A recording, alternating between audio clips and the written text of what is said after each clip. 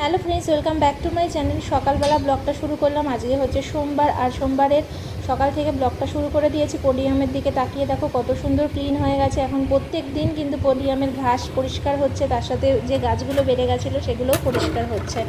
তো পুজোর আগে এরকম একটা দৃশ্য সত্যি ভালো লাগে। এইদিকে আমি বানাচ্ছি হচ্ছে লাল সুজি। তো দেখতে পাচ্ছ এখানে সুজি আমি সব রেডি করে নিয়েছি। লাল সুজি কারণ লাল বাতাসা দিয়েছি, রেড কাউ দুধ আর আমুল দুধের সংমিশ্রণে করেছি। অসাধারণ খেতে হয়, তোমরাও ট্রাই করে দেখো, খুব সুন্দর খেতে হবে। গুড আফটারনুন ফ্রেন্ডস, এখন বাজে হচ্ছে 12:30। এতক্ষণে সকাল থেকে কন্টিনিউয়াসলি কাজ চললো, এখন একটু ফ্রি হয়েছি। আর এই যে পদ্মা একটু কেচে দিয়েছি, এখানে রাত্রেবেলায় ভিজিয়ে রেখেছিলাম, এখন কেচে টেচে দিয়ে মিলে দিলাম। রোদ উঠছে কদিন ধরে, খুব সুন্দর। যাই হোক, বৃষ্টিটা না হওয়ায় ভালো। চারিপাশের যে অবস্থা। তো রান্নাবান্না কমপ্লিট হলো। সকালবেলাতে তোমাদের দেখালাম সুজি করলাম, তারপরে মুসুরির ডাল করলাম, ঝিঙে আলু পোস্ত করলাম, পটল ভাজলাম আর আলু সেদ্ধ দিয়েছিলাম। তো এই রান্নাবান্না সব কমপ্লিট করে এখানে গুছিয়ে রেখে দিয়েছি। তো এই যে এটা হচ্ছে ডাল, আর এখানে হচ্ছে পোস্ত আছে। এই যে পোস্ত আছে, ডাল ভাতটাও আলাদা করে রেখেছি। তো যাই হোক, চলো এক্ষুনি একটু রেস্ট নিই। জাস্ট এলাম আর কি, হাঁপিয়ে গেছি। ঠিক আছে, তো চলো পরে কথা বলছি। আবার আগের বছরেরই একটা রূপ দেখাচ্ছি। দেখো এখন বিভিন্ন জায়গায় জল ছাড়ার ফলে গঙ্গার জল এত বেড়ে গেছে যে যখন জোয়ার আসছে, ভাটার টাইমে হচ্ছে না, কিন্তু যখন জোয়ার আসছে দেখো জল ওভারফ্লো করছে। দেখো এখান পর্যন্ত জল চলে এসেছে, আর এখানটা দেখবে, এই দেখো এই দেখো গরুগুলো কিন্তু পুরো জলের মধ্যে দাঁড়িয়ে আছে। দেখো আবার ঠিক ভাটার সময়তে জলটা টেনে নিয়ে চলে যাবে, কিন্তু যখন জোয়ার ঢুকছে না, জোয়ারের জল আসছে, সেই সময় এত জল ঢুকছে যে একদম ভেতরে চলে আসছে। আর কিছু মানুষ কিছুক্ষণ আগে দেখছিলাম, কিছু ছেলে পেলে মাছ ধরছিল, কারণ প্রচুর মাছও ঢুকে যাবে সাথে সাথে, সব মাছ ধরছিল, এখনো ধরছে। দেখো ওই দেখো এখানটা বসে মাছ ধরছে, এই দেখো এই যে সব মাছ ধরছে। যখন চারিপাশ থেকে জল ছাড়ে তখন এটা হয়, আগের বারও হয়েছিল। আর পাড়টা দেখো এত উঁচু করে বাঁধানোর পরেও দেখেছো, দেখো পুরো একদম ডুবো ডুবো অবস্থা। কত উঁচু করে এবার বাঁধিয়েছে, আগের বছর এরকম হয়েছিল বলে। আমি স্নান করে রেডি হয়ে গেলাম, ছেলেকে আনতে যাব। ঠিক আছে, টাইম হয়ে গেছে, তো চলো নিয়ে আসি ছেলেকে। ছেলেকে নিয়ে এসে খেয়ে দিয়ে একটু শোবো, এতক্ষণ কোনো রেস্ট পাইনি।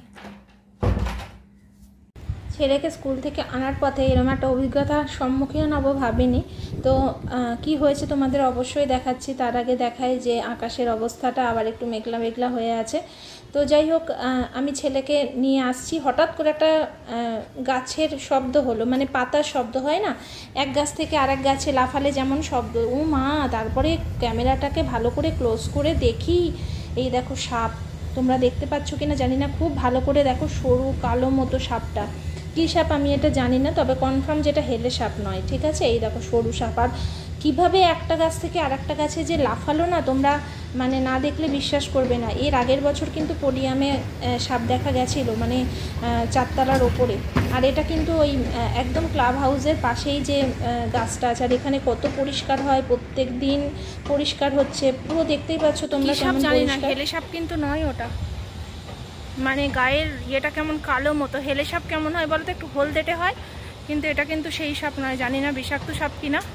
প্রচণ্ড সাপ বেড়েছে, এত বৃষ্টি, চারিপাশে গর্ত, সাপের গর্তগুলোতে সব জল ঢুকে যাওয়াতে সবাই এর বাড়ির মধ্যে ঢুকে যাচ্ছে, ডাঙায় ঢুকে যাচ্ছে। পরশুদিন আমাদের বাড়িতেও সাপ ঢুকে গেছে, আমাদের দোতলায় সাপ চলে গেছে। আমাদের বাড়ির সামনে একটা পুকুর আছে, সেই পুকুর থেকে হয়তো রাত্রেবেলা কোনো সময় উঠে এসে দোতলায় চলে গেছে। মা পুজো করতে গিয়ে দেখছে একটা কোনায় লেজ নড়ছে, তারপর গিয়ে দেখে ওটা সাপ। তারপরে বাবা অনেক চেষ্টা করেছে, সেদিনকে বের করতে পারেননি। পরের দিন সকালে লাঠি দিয়ে আস্তে আস্তে খুঁচিয়ে বের করেছে। তারপরে যে বিশাল বড় একটা দাঁড়ার সাপ, ভাবো, দোতলা বাড়িতেও আজকাল এত উঁচুতেও কোনো ইয়ে নেই যে সাপ যে কোনো মুহূর্তে উঠে যাবে, কারণ চারিপাশে তো বৃষ্টি, আর ওদের গর্ত বন্ধ হয়ে গেলে ওরাও চলে আসছে তখন শুকনো জায়গা দেখে। কি মুশকিল বলো তো।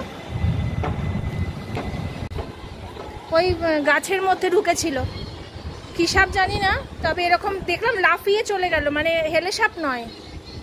চলো, সরু, চল। হ্যাঁ,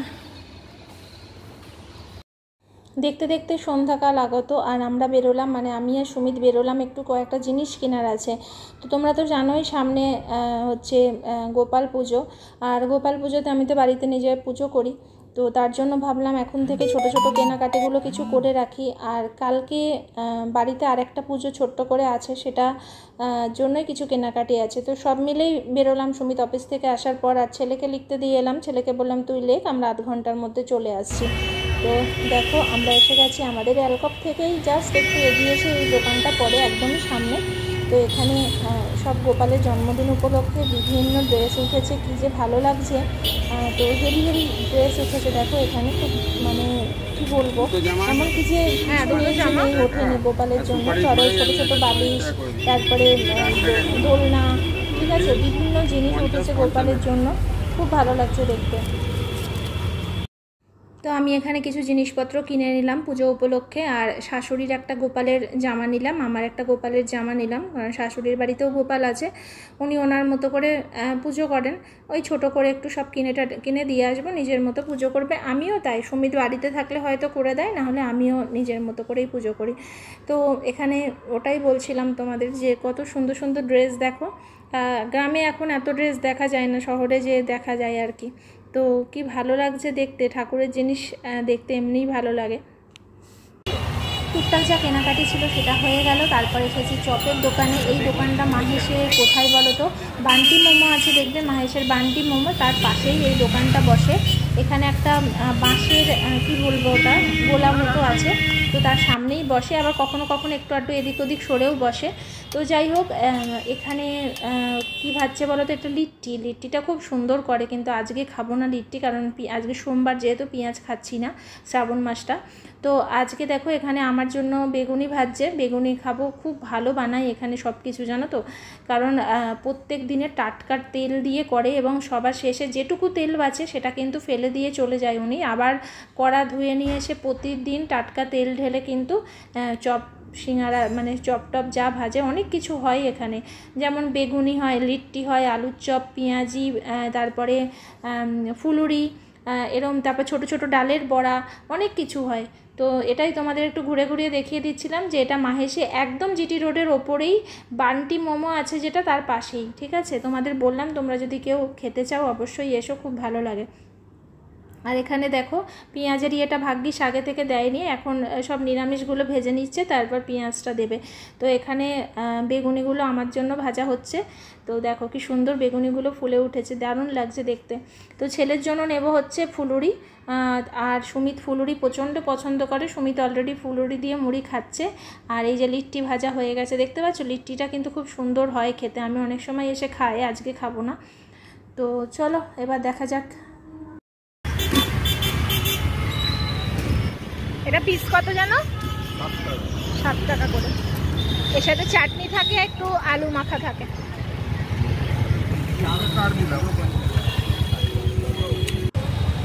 তো আমি এখানে দুটো বেগুনি নিয়ে নিয়েছি, আর এত গরম যে দুটো তিনটে প্যাকেটে মুড়িয়ে তারপরেও খেতে পারছি না, মানে এতটাই গরম। আর বেগুনিগুলো কিন্তু এখানে 8 টাকা করে পিস নেয়, দারুণ লাগে বানাই, আর অনেকটা বড় বড় সাইজ, তো খুবই ভালো লাগে। আর সুমিত খাচ্ছে হচ্ছে ফুলুরি দিয়ে মুড়ি, ও প্রচণ্ড ফুলুরি ভালোবাসে।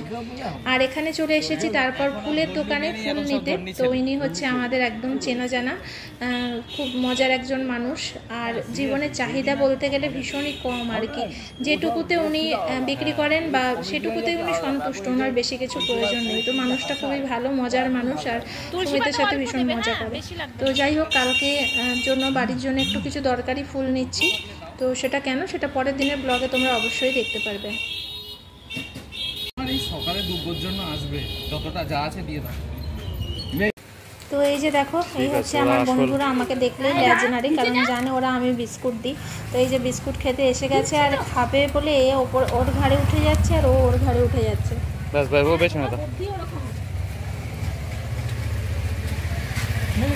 রাত অলমোস্ট 10:30 বাজে, আর চলে এলাম এখন, ভাবলাম ভিডিওটা শেষ করতে হবে। তো আজকে কিছু কেনাকাটি করে নিলাম, ঠাকুরের জিনিসপত্র। আর কালকে মানে একটা জিনিস হবে, তার জন্য কিছু কেনাকাটি ছিল, সেটা তোমাদের কালকের ব্লগেই দেখাবো আর কি। আর কদিন খুব ভালো লাগছে যে বৃষ্টিটা হচ্ছে না, জানো তো, মনটা অনেকটা ভালো লাগছে। চারিপাশে যা জল ছিল তো ছিলই, তো বিভিন্ন জায়গা থেকে জল ছাড়ার ফলে অনেক জায়গাতেই বন্যা হয়ে গেছে। তো বৃষ্টি এই শুকনো অবস্থা থাকলে তাও অ্যাটলিস্ট জলটা আরও বাড়বে না। এইমাত্র খাওয়া কমপ্লিট হলো, ছেলেকে পড়াচ্ছিলাম, পড়াতে গেছি বাইরে, মানে ওগুলো না কিনলেই নয়, গিয়ে এসে আবার পড়ালাম, পড়িয়ে খাওয়া দাওয়া কমপ্লিট করে এই আমি বসলাম। মানে মাথা খারাপ হয়ে যাচ্ছে, 100 নম্বরের এক্সাম, এই জাস্ট 4-5 দিন হলো ইউনিট টেস্ট, সেকেন্ড ইউনিট টেস্টের খাতাগুলো দিতে আবার 15 দিনের মধ্যেই পরীক্ষা। তো এবার বলো যে প্রত্যেকবার সেপ্টেম্বরে পরীক্ষা হয়, এবার আগস্টেই পরীক্ষা দিয়ে দিয়েছে, কারণ সেপ্টেম্বরে দুর্গাপুজো। এবার চাপটা কাদের বলো তো? বাচ্চারা তো কিছু বোঝে না, হ্যাঁ ওদের পড়তে হচ্ছে অবশ্যই, কিন্তু চাপটা আমাদের ওপর। মনে হচ্ছে কি যে কোনটা পড়াবো এই কদিনের মধ্যে, নতুন যেটা মানে হাফ ইয়ারলির একদম নতুন যে সিলেবাসগুলো সেটা পড়াবো, না পুরোনোগুলোকে রিভাইজ দেওয়াবো। কারণ first unit test, second unit test আর থার্ড ইউনিট টেস্ট তো হয় না, সেকেন্ড ইউনিট টেস্টের পরে কিছুটা চ্যাপ্টার নতুন হয়ে তারপরে এই 3টে মিলে হাফ ইয়ারলি এক্সাম হয়। এবার first unit test, second unit test আমি রিভাইজ দেওয়াবো, নাকি আমি ফাইনালের পড়াবো? 10টা-12টা সাবজেক্ট, তার মধ্যে রোবোটিক্স ঢুকিয়ে দিয়েছে এখন থেকে। রোবোটিক্সে নিজেরা কিচ্ছু করার নেই, অথচ সিলেবাস পাঠিয়ে দিয়েছেন, মানে আমরা করব, ঠিক আছে। তো যাই হোক, তারপরে অনেক কিছু আছে, পিটিটা হয়ে গেছে, আঁকা আছে, মাথা খারাপ হয়ে যাচ্ছে আমার, মানে কি বলবো। আর ও তো ওর তালেই আছে, সুযোগ পেলেই টিভি দেখছে, খেলছে, কি করবে, ওরা পাচ্ছে না। তার মধ্যে স্কুল তো প্রতিদিন আছেই, একটু স্টাডি লিভ দিলেও একটু হয়, একটু সময় পাওয়া যায়, বাচ্চাগুলো সকাল থেকে বাড়িতে পড়তে পারে। স্কুল থেকে 3টে এসে তো এমনিই ক্লান্ত হয়ে যাচ্ছে, তারপরে ঘুমানোর অভ্যাস নেই সব, তারপরে টিভি না দেখলে ওর মাথা খারাপ হয়ে যায়, সব মিলে মানে কি বলবো, খুবই পরিস্থিতি খারাপ। এই 15টা দিন মানে আমি বুঝতেই পারছি আমার উপর দিয়ে একটা ঝড় বইবে। তো যাই হোক, চলো এখানেই ব্লগটা শেষ করছি। আজকের মতো সকলকে গুড নাইট, সকলে ভালো থেকো।